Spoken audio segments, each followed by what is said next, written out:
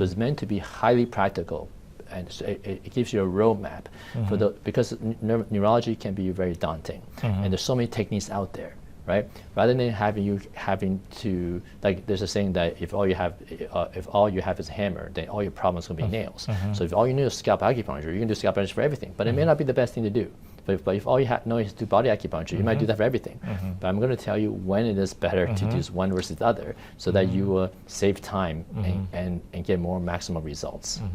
Yeah, definitely save time because it's such a research and you've done everything. For us, we just need to spend 2 days and get all the secret from you, and then you try to apply everything instead of us going to figure it out, spending 20 years to work it out. So I think that is really a real strength and real value in learning this, because this is once a lifetime. You don't have to spend 20 years to gather those information. You can just get 2 days and steal all your secrets. So I think that is the best part to learning your course, because you're such a academically and more comprehensive. So I think it will take a person a long time to gather so much experience.